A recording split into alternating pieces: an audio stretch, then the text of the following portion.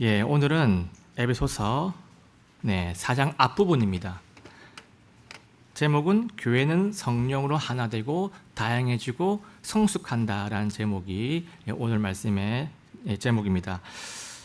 그런데 이 3장 뒷부분 안 했죠? 왜 안 하고 넘어가지라는 이런 생각이 들 수도 있을 겁니다. 이 3장 뒷부분은요, 약 1년 전에 주일 설교를 했었습니다. 그래서 이 3장 뒷부분의 중심 내용만 한번 딱 집어보고 4장을 보겠습니다. 먼저 3장 앞부분, 지난번 설교였죠. 그 앞부분은요, 내용이 뭐냐면 교회를 향한 하나님의 계획이었습니다. 교회를 향한 하나님의 계획, 무엇이었냐면 바로 이것이었습니다. 두 가지입니다. 첫 번째가 사도 바울을 통해 그리스도의 신비를 밝히는 것, 그리스도의 신비를 밝히는 게 첫 번째 계획의 내용이고요. 두 번째는 사도 바울의 사도직 수행하게 하는 것, 사도 바울을 통해 가지고 초대교회를 세우고 사도 바울이 신약 성경 반 이상을 또 기록하게 만들고, 이런 것들이 교회를 향한 하나님의 계획이었습니다. 그리고 이제 3장 뒷부분은요, 어떤 내용이 나오냐면 사도 바울의 기도가 나옵니다. 근데 그 기도의 내용이 뭐냐면요, 이런 내용이었습니다. 교회가 하나님의 사랑과 능력을 깊이 알게 되어서, 그분의 사랑과 능력을 알게 되어서 하나님의 충만함으로 세워지기를 사도 바울은 그 긴 기록들을 가지고 하나님께 간구합니다. 이 부분을 다시 한번 상기하고 싶으신 분들은요, 1년 전 유튜브 설교를 참고해 주시면 감사하겠습니다. 자, 이제는 4장입니다.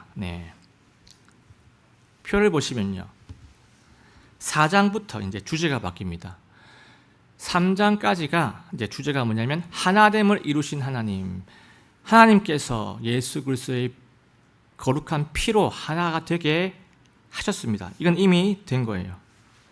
4장부터는요, 하나가 되어 있는데 하나됨을 드러내는 교회가 되어라, 하나됨을 그 내용들을 나타내는 교회가 되어라, 이것이 이제 중심 내용입니다. 자, 그리고 이 4장 중에서 오늘 본문 1절에서 16절까지는요, 뭘 얘기하냐면 교회의 연합과 다양성 그리고 성숙을 말하고 있습니다. 어떤 말씀들로, 어떤 내용들을 가지고 이 연합과 다양성과 성숙을 말씀하시는지 본문으로 한번 들어가 보겠습니다. 먼저 1절에서 3절입니다. 그러므로 주의 갇힌 자가 된 내가 너희에게 간청하노니 너희는 너희가 부르심을 받을 때 얻은 소명에 합당하게 걷고, 소명에 합당하게 걷고라고 되어 있습니다. 걷는다는 것은 살아가는 거죠. 모든 겸손과 온유와 오래 참음으로 사랑 안에서 서로 참아주며 화평에 매는 띠로 성령께서 하나게 되게 하신 것을 힘써 지키라. 지금 이 사도 바울은요, 보시면 소명에 합당하게 살아가라라고 지금 말씀을 합니다. 권면을 하고 있어요. 소명에 합당하게 살아라. 근데 이 소명은요, 두 가지 측면이 있습니다. 앞에서 나왔지만요, 그 두 가지 측면이 뭐냐면, 첫 번째는 새 창조물이 된 정체성 부분이에요. 생명을 얻은 거죠. 영을 얻었기 때문에 새 영을 얻고 새 창조물이 된 정체성, 생명 부분에서 소명이 있고요. 두 번째는 예수님의 몸이 됐습니다. 예수님의 몸에 연합이 됐습니다. 몸 여러분들끼리 연결되어 있다는 거예요. 화평 부분에서 소명의 측면이, 내용이 있습니다. 자, 그러면 2절에서 소명에 합당한 삶이 어떤 삶이라고 지금 말씀하십니까? 2절을 보면요, 세 가지가 나와요. 겸손과 온유와 오래 참음으로 살아가라고 지금 말씀을 하고 있습니다.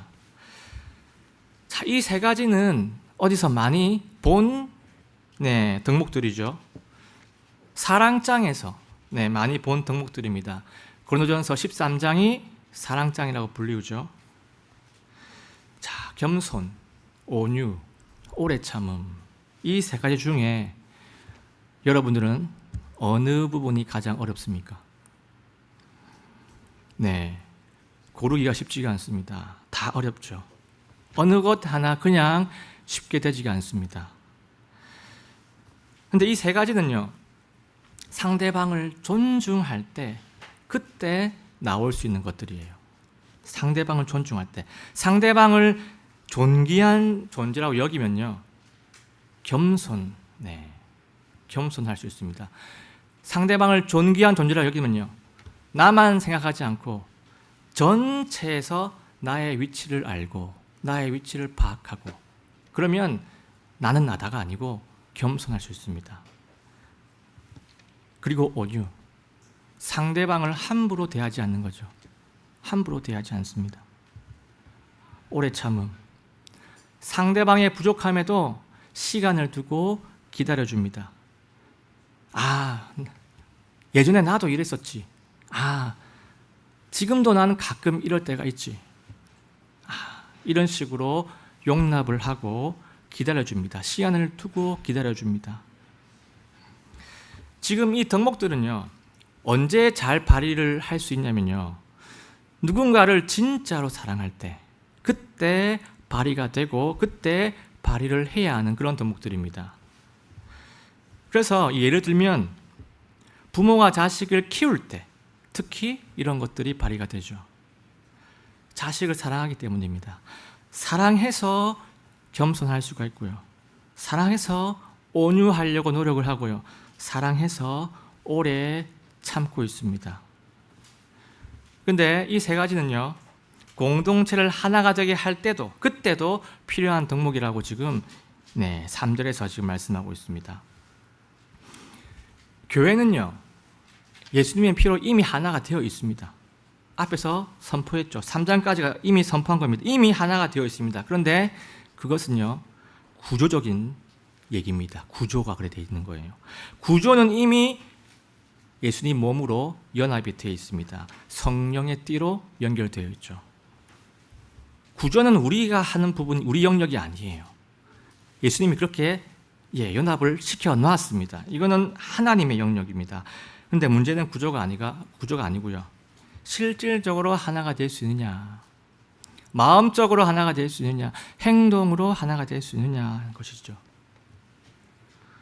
그래서 이 3절 마지막 부분에 이렇게 표현이 되어 있는 겁니다. 3절 마지막 부분에 성령께서 하나가 되게 하신 것을 이미 하나가 되게 하셨습니다. 구조적으로. 그런데 그것을 힘써 지켜라. 그 하나가 되게 하신 것을 실제로 나타내어라 라고 이렇게 말씀하십니다. 그런데 실제로 하나가 되는 것은요, 우리의 의지가 필요는 하지만 의지로 다 되는 것은 아닙니다. 의지는 반드시 필요합니다. 하지만 의지로 다 되는 게 아니에요. 의지는요, 상황에 따라서, 환경에 따라서, 내 감정에 따라서 언제든지 꺾일 수도 있고요, 내 의지는 무너질 수도 있습니다. 그래서 이 실제로 하나가 되는 것은요, 구조를 만드신 성령께서 끝까지 역사해 주시고 도와주시고 그 도움을 받아야만이 실제로 그렇게 될 수가 있다는 것이에요. 성도의 하나됨은요, 성도의 능력만으로 되는 게 아니라 그 성령의 그 다스림 속에 내가 순복해서 성령께서 내 혼과 영혼을 장악했을 때, 그때 교회는요, 성령 충만함으로 겸손할 수도 있고 온유할 수도 있고 인내할 수가 있습니다. 그래서 결국 이겁니다. 교회의 하나됨은 성령에 순복하고자 하는 나의 의지와 내 의지가 반드시 들어가야 됩니다. 나의 겸손의 의지와 성령의 은혜로 말미암아서 이룰 수가 있습니다. 자, 그리고 이제 4절에서 6절로 한번 가보겠습니다. 너희를 부르심의 한 소망 안에서 너희가 부르심을 받은 것 같이 한 몸과 한 성령이 있고 한 주와 한 믿음과 한 침례가 있으며 한 하나님이 계시니 곧 모든 것의 아버지시니라. 자, 지금 구절은요, 이 교회의 하나됨의 기반들이 지금 선포가 되고 있습니다. 예, 그 교회의 하나가 되는 기반들, 7가지 영적 기반들입니다. 한번 보겠습니다. 7개가 딱 나오죠. 근데 이 7가지 기반은요, 예수님을 믿는 자라고 하면 누구나 다 가지고 있는, 누구나 공유하고 있는 영적 기반들입니다. 하나하나 한번 보겠습니다. 먼저 한 소망. 어떤 소망일까요? 예수님과 영원히 하나가 되는 영화의 소망입니다. 예수님 다시 오셨을 때 하나가 되는 영화의 소망. 한 몸. 네. 예수님이 머리 되시고 믿는 자는 예수님의 몸이 되는, 예수님의 지체가 되는 보편적인 교회가 한 몸이죠. 한 성령. 네. 믿는 자에게 오시는 성령에 의해서 교회는 세워집니다. 믿는 자에게 오신 성령에 의해서 교회의 지체와 지체, 마디가, 이 마디가 성령이에요. 교회는 세워집니다. 그리고 한 주. 믿는 자의 주인은요, 오직 예수 그리스도시죠. 한 주란 말은요, 머리 대신 예수 그리스도를 말합니다. 머리 대신 예수 그리스도. 말 자체가 한 주를 얘기하는 겁니다. 그리고 한 믿음. 예수님께서 나의 유일한 구원자시요, 나의 주인 되심을 믿는 믿음. 이 믿음을 말하는 것이죠. 그리고 한 침례. 예수님께서 죽으시고 그리고 3일 만에 부활하신 그 사실을 믿는 새 창조물들이 마땅히 베프티스트고 한 침례자가 됩니다. 자, 이러한 기반들이 우리를 한 교회로, 연합된 교회로 만들어줍니다. 그리고 마지막 하나가 남아있죠. 한 하나님. 6절입니다. 한 하나님이 계시니 곧 모든 것의 아버지시라. 그분께서는 모든 것 위에 계시고, 그분께서는 모든 것에 두루 계시며, 그분께서는 너희 모두 안에 계시느니라 라고 말씀하십니다. 네, 하나님께서 모든 것 위에 계시고, 이게 무슨 뜻입니까? 하나님 키가 크십니까? 아니죠. 하나님이 포지션이 더 위에 있습니까? 위치하는 겁니까? 이 말이 아니고요. 하나님은 모든 것의 통치자가 되신다는 것이에요. 하나님이 우리의 통치자십니다. 만물의 통치자십니다. 복음에서 가장 중요한 단어가 통치예요. 통치자입니다. 우리는 하나님의 통치 안에 있을 때 하나님의 왕국 백성이고 구원받은 자들입니다. 모든 것에 두루 계시며, 하나님께서 모든 것에 두루 계시며, 이게 무슨 뜻일까요? 하나님은 모든 것에 상관하신다는 거예요. 하나님과 무관한 것은 이 세상에 없다는 것이죠. 하나님의 허락 없이 이루어지는 것이 단 하나도 이 땅에 없다는 것입니다.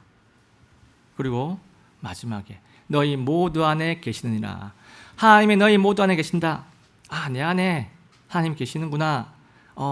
나는 힘이 있구나. 능력이 있구나. 나에게 소망이 있구나. 이것도 맞는데요. 더 중요한 것은 이 말의 뜻은요, 믿는 자 안에 성령이 계시기 때문에 내가 누구냐? 우리는 하나님의 소유이고 예수님의 소유라는 것을 말하는 것입니다. 내가 하나님의 소유라는 것이에요. 내 안에 성령이 계시기 때문에 내가 예수님의 소유라는 것이에요. 내가 하나님 덕분에 내가 이걸 말하는 게 아니고요, 하나님의 것이라는 것을 말하고 있습니다. 자, 지금 이 말들은요, 에베소서 전체를 관통하는 주제들입니다. 그 주제들 2가지겠죠. 뭐냐면 인류의 구속 계획, 그리고 교회를 향한 계획. 이 2가지 것들이 오직 하나님의 뜻이고 하나님의 경륜이라는 것을, 경륜 안에서 이런 것들이 이루어져 간다는 것을 다시 한번 보여주고 있습니다. 그래서 이 지금까지 1절에서 6절까지 말씀은요, 우리에게 이 메시지를 던져주고 있습니다. 겸손과 온유와 오래 참음, 7가지 영적 기반들로 교회의 하나됨을 나타내어야 한다. 실제로 드러내야 한다. 이것을 말씀하고 있습니다. 자, 이제는 다양성과 성숙으로 넘어가 보겠습니다. 7절과 8절입니다. 그러나 그분께서 우리 각 사람에게 그리스도의 선물의 분량대로 은혜를 주셨나니 그러므로 그분께서 이르시기를 그분께서 높은 곳으로 올라가실 때 포로로 잡힌 자들을 포로로 이끄시고 사람들에게 선물을 주셨도다 하시느니라. 자, 지금 구절은요, 하나님께서 각 믿는 자들, 신자들한테 그리스도의 뭡니까? 분량대로, 그리스도의 분배대로, 그리스도의 마음대로, 그리스도의 뜻대로 지금 은혜를 주셨다라고 지금 말씀하고 있습니다. 근데 이 은혜는요, 뭘 얘기하냐면 영적 선물을 말하는 것이에요. 영적 선물은 뭐냐면 우리가 이제 말하는 은사예요. 은사를 말하는 겁니다. 자, 그런데 8절에 가면요, 이 8절 이 부분요, 이 부분은 시편 68편 18편 말씀을 인용을 하고 있는 거예요. 네. 그러니까 어디 있죠? 그분께서 이르시기를, 이게 인용된 구절입니다. 근데 이 시편 68편이 어떤 내용이냐면요, 다윗이 하나님께 기도를 드립니다. 하나님께서 능력을 보여주십시오. 하나님, 우리 이스라엘을 강하게 해주십시오. 그리고 하나님, 우리 이스라엘의 원수들을 하나님께서 물리쳐 주십시오. 라고 이런 기도의 내용이 시편 68편에 나와 있습니다. 그리고 인용된 구절은요, 한번 보겠습니다. 시편 68편 18편입니다. 주께서 높은 곳으로 올라가시며 포로로 잡힌 자들을 포로로 이끄시고 사람들을 위해 선물들을 받으시되. 그러니까 하나님께서 선물을 받으십니다. 참으로 거역하는 자들을 위해서도 받으셨으니 이것은 주 하나님께서 그들 가운데 거하려 하심이로다. 자, 지금 하나님께서 이스라엘의 원수들과 전쟁을 하십니다. 그래가지고 승리를 하시는 거예요. 승리를 하시고 지금 어디로 가냐? 높은 곳으로 올라가십니다. 하나님께서. 그런데 이 높은 곳이 어딜까요? 이 높은 곳은요, 시온산을 말합니다. 지금 하나님께서 시온산으로 포로들을 끌고 가고 계시고요. 그리고 그 전쟁에서 쟁취한 전리품들을 지금 선물로 받으셨습니다. 하나님께서 전리품들을 탁 받으십니다. 그런데 누구를 위해서? 사람들을 위해. 그러니까 나중에 이스라엘 백성들에게 이제 뭔가를 주실 거라는 거죠. 지금은 하나님이 그 전리품들을 받으십니다. 이 내용이 시편의 68편의 내용입니다. 자, 그러면 오늘 본문에 있는 8절의 내용하고 한번 비교하면서 뜻을 파악해 보겠습니다. 오늘 본문 4장 8절, 비슷한 내용이겠죠. 그러므로 그분께서 이르시기를 그분께서 높은 곳으로 올라가실 때 포로로 잡힌 자들을 포로로 이끄시고 사람들에게 선물을 주셨도다 하시느니라. 자, 지금 8절에서 그분께서가 나오죠. 이 그분께서는요, 시편은 하나님이 주어였습니다. 근데 지금 8절은 그분께서 예수님입니다. 그러니까 시편의 내용을 그대로 그냥 적용시킨 것이 아니라는 것이에요. 시편의 내용은 어떤 내용입니까? 하나님께서 포로들한테 전리품을 받는 내용이 나왔죠. 시편에는. 그런데 8절은요, 예수님께서 선물을 주십니다. 자기 백성들한테 선물을 주시는 내용으로 나오고 있습니다. 이 말은 시편을 있는 그대로 적용을 시킨 것이 아니고요. 시편 68편에 있는 하나님께서 그 원수를 패배시키시고 승리하신 것, 그 승리가 이 시편 68편의 핵심 내용인데 그 핵심 내용만 지금 8절에 접목을 시킨 겁니다. 그래서 이 8절은요, 시편 68편에 있는 그 말씀을 기독론이라는 것이 뭐냐면요, 예수님 중심으로, 예수님 사역 중심으로, 예수님 십자가 사역 중심으로 인용을 한 것입니다. 자, 지금 8절을 보시면 예수님께서 어디로 가고 높은 곳으로 올라가시죠. 높은 곳으로 올라가시는 곳이 나오는데 이 대목은 이제 예수님께서 하나님이 계시는 하늘로 올라갔다 하는 것을 말하고 있습니다. 자, 그리고 한번 9절로 가보겠습니다. 그런데 그분께서 올라가셨다는 것, 그것은 곧 그분께서 또한 먼저 땅의 더 낮은 부분들로 내려가셨다는 것이 아니면 무엇이냐. 자, 지금 이 구절은요, 예수님께서 하늘로 올라가시기 전에 뭔가를 하셨다라고 지금 말씀을 하고 계세요. 무엇을 하셨다고 지금 말씀하고 있습니까? 먼저 땅의 더 낮은 부분들로 내려갔다라고 지금 말씀을 하고 계십니다. 근데 이 땅의 더 낮은 부분들, 이 대목은요, 성경학자들 사이에서 해석이 분분한 부분이에요. 해석이 한 3가지 정도가 있습니다. 네. 근데 뭐 3가지 중에 한 가지는 좀 해석이 아닌 것 같아서 2가지만 언급을 해보겠습니다. 첫 번째 해석이 뭐냐면요, 이 땅의 더 낮은 부분들이 뭐냐? 우리 땅 아래에 있는 지하 세계를 의미한다. 이것이 첫 번째 해석의 내용입니다. 구약 시대에는요, 낙원과 지옥이 둘 다 어디에 있었습니까? 땅 아래에 지하 세계에 있었죠. 부자와 거지 나사로 이야기에 나오죠. 네, 땅 아래에 낙원도 있었고 지옥도 있습니다. 그 땅 속 그림은 우리 수요 기도 모임 때나 오후 성경 공부 시간에 여러 번 봤습니다. 그러니까 예수님께서 십자가에 죽으시고 나서 땅 속에 낙원으로 내려가셨습니다. 십자가에서 예수님 믿는 강도와 함께 땅속 낙원으로 내려가셨습니다. 그래서 이 내용을 바탕으로 해가지고요, 여기 있는 땅의 더 낮은 부분, 이것은 땅속 낙원을 말하는 것이다. 이것이 첫 번째 해석입니다. 그리고 두 번째 해석은요, 뭐냐면 이 땅의 더 낮은 부분들이 뭐냐? 예수님이 장사된 무덤을 말한다. 이것이 두 번째 해석이에요. 무덤은 땅 아래에 있는 것으로 일반적으로 표현이 되죠. 네. 그러니까 이 대목은 무덤을 말하는 것이기 때문에 예수님의 십자가 죽으심 자체를 나타낸 것이다. 이것이 두 번째 해석입니다. 그런데 이 2가지 해석 중에 어느 것을 선택을 해도요, 본문이 말씀하고자 하는 핵심은 다르지가 않습니다. 똑같습니다. 둘 다 뭘 얘기하고 있습니까? 예수 그리스도의 십자가 죽으심을 말씀하시는 거예요.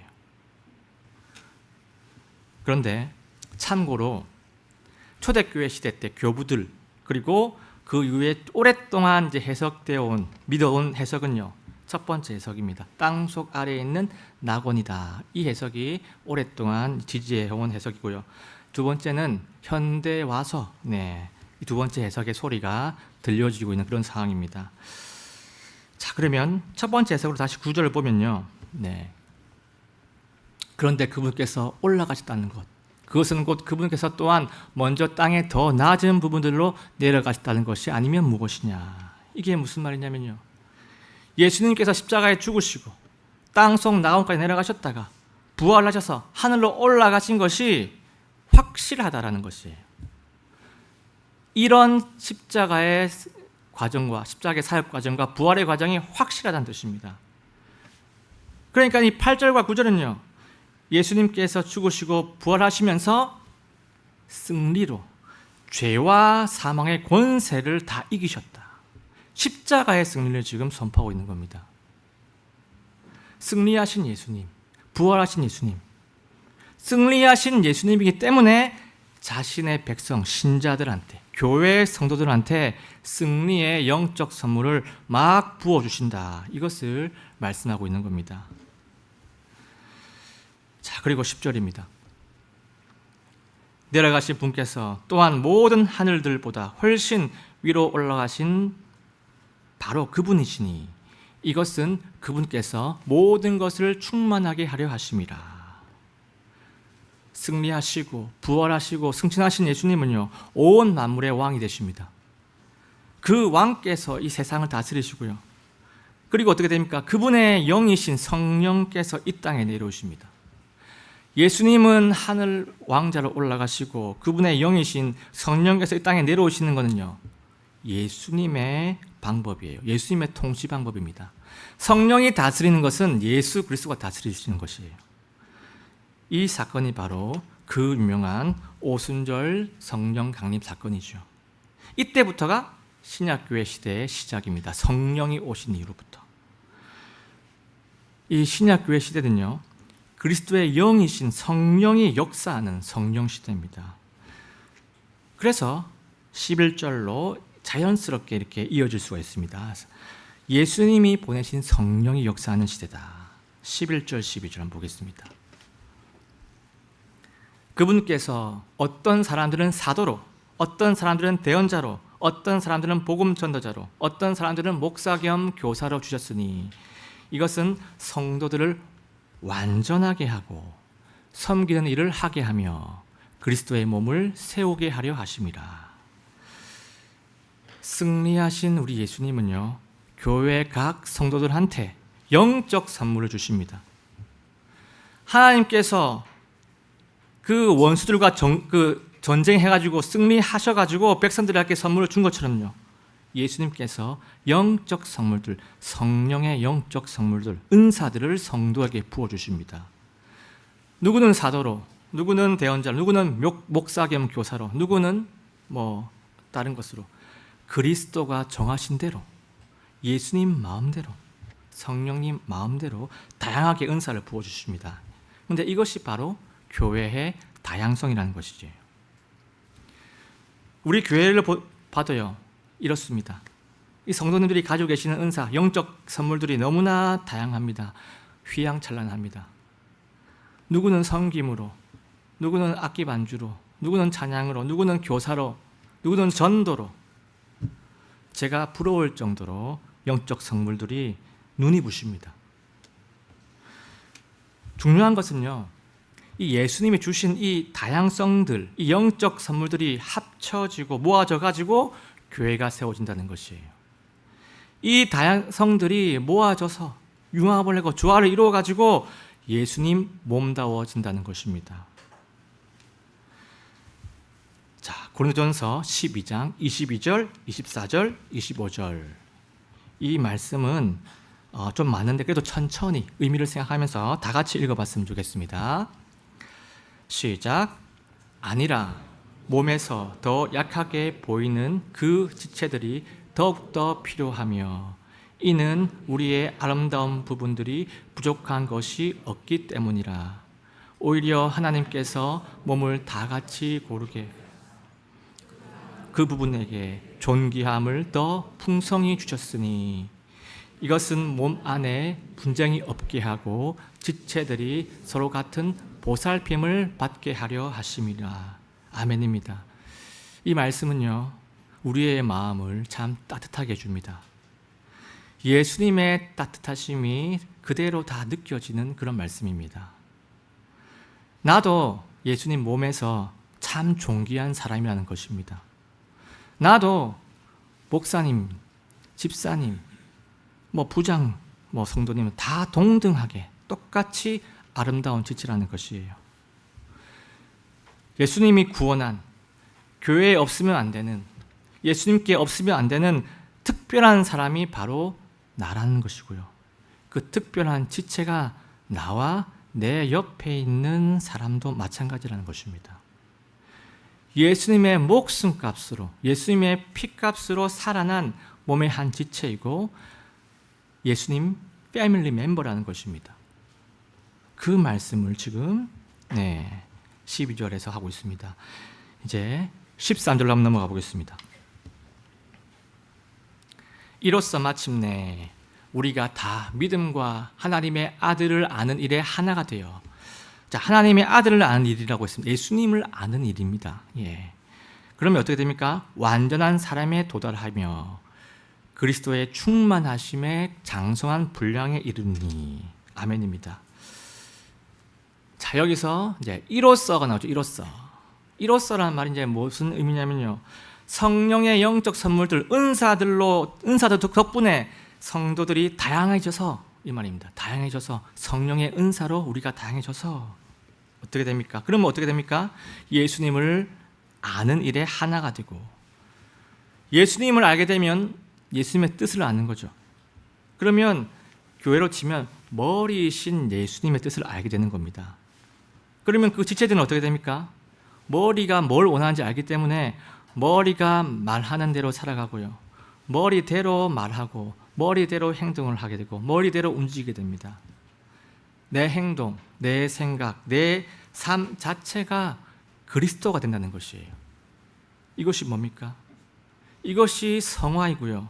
이것이 예수님을 닮아가는 것이고, 이것이 뭐라고 합니까? 여기서 완전한 사람, 완전한 사람으로 성숙해 가는 것입니다. 본문의 말로 표현하면 이겁니다. 그리스도의 충만함이 장성한 분량에까지 이른다는 말이고요. 이 말은 그리스도의 충만함으로 교회가 성숙되어져 간다, 이 말씀을 지금 하고 있는 겁니다. 자, 그리고 14절, 15절입니다.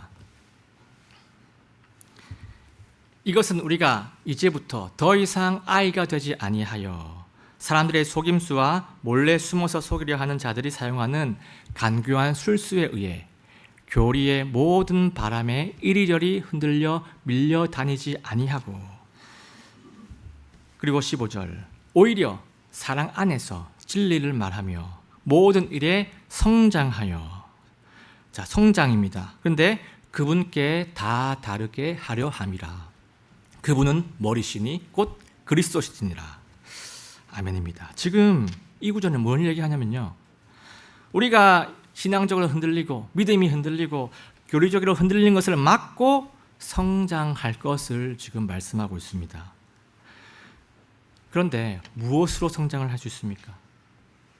앞구절을 보면 무엇으로 성장하냐면, 앞구절에 나온 내용들을 보면요, 앞에 나온 성령의 영적 선물들, 은사들, 그리고 그 은사들로 인해서 그리스도로 충만할 때 신자는 어떻게 됩니까? 신자는 보여주세요. 그분께 다 다를 수 있다라고 지금 말씀합니다. 앞에 나온 그 성령의 영적 선물들로 그리스도로 충만해질 때 신자는 성화가 된다는 것이에요. 성화의 과정도 성령의 역사로 이루어질 수 있다는 말씀을 하고 있습니다. 정말 이 교회의 머리이신 예수 그리스도의 그 다스림 안에 딱 들어갈 때, 그때 그리스도의 영이신 성령이 역사하셔서 교회는 성장을 하게 됩니다. 교회의 성장은요, 교회가 커지는 게 성장이 아닙니다. 교회의 성장은 교회 파이나 규모나 사람 수가 늘어나는 게 성장이 아니고, 성경은 뭘 성장이라고 말하냐면요, 그분께 다 다르게 되는 것, 성화되는 것이 바로 교회의 성장이라고 본문은 말씀합니다. 이것은 하나님의 관점이에요. 우리의 관점하고 다릅니다. 하나님의 입장은요, 우리가 성화되는 것이 교회의 성장이라고 말씀합니다. 그래서 7절부터 15절까지의 말씀은요, 우리에게 이러한 메시지를 남겨줍니다. 두 번째 메시지, 예수님의 영적 선물과, 이 영적 선물도 성령의 선물이에요. 그리고 성령의 역사로 교회는 다양성과 성숙을 이루어야 한다라고 오늘 본문이 두 번째로 말씀하고 있습니다. 자, 그러면 마지막 절입니다. 16절입니다. 그분으로 말미암아 온 몸은 각 부분이 분량대로 효력 있게 일함에 따라 모든 마디가 나오죠. 모든 마디가 공급하는 것에 의해 꼭 맞게 함께 결합되고 꽉 차서 그 몸을 자라게 하여 사랑 안에서 스스로를 세우느니라. 자, 교회는요, 그분으로 말미암아, 예수님으로 말미암아 성령으로 결합이 되고요, 성령으로 꽉 차게 됩니다. 이 구절에서 중간에 보면요, 마디가 나오죠. 모든 마디가 공급하는 것에 의해, 마디가 뭘 공급한다고 말씀하고 있어요. 마디가 누굴까요? 마디가 바로 성령님입니다. 각 지체 사이에 성령께서, 각 지체에 내주하는 성령께서 공급을 하셔가지고 교회가 결합이 되고 자라게 되고 세워지기도 한다는 것입니다. 그러니까 성령의 은사들과 성령의 역사를 통해서 하나가 되고 성장도 되고 세워진다는 말씀이죠. 이 교회의 하나됨과 성장과 세움은요, 사람의 것으로 되는 것이 아니라는 것이에요. 여기서 사람의 공급이 없습니다. 마디가 공급하는 것입니다.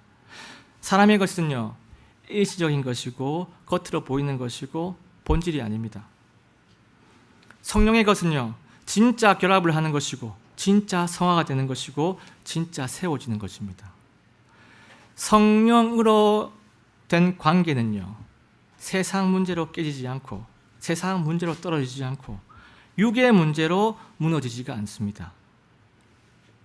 교회는 성령의 마디로 연결되어야 합니다. 그래야 하나가 될 수 있고요. 그래야 다양성도 인정이 되고요. 왜? 성령의 은사로 다양해지기 때문에. 그래야 성장할 수도 있습니다. 우리 교회가 정말 성령의 마디, 말씀과 진리와 그분의 사랑으로 연결되기를, 그리고 그분의 마디로 꽉 들어차기를 간절히 소원합니다. 우리가 하나님의 사랑을 받았고, 그리고 예수님을 또 우리가 사랑하기 때문에 그분의 사랑으로 우리는 서로 상관되어 있음을 믿습니다. 그래서 세상이 줄 수 없고 세상이 만들 수도 없는 성령의 관계, 사랑의 관계, 예수 그리스도의 관계를 우리 모두가 함께 공유하고 누리시기를 예수님의 이름으로 간절하게 소원합니다.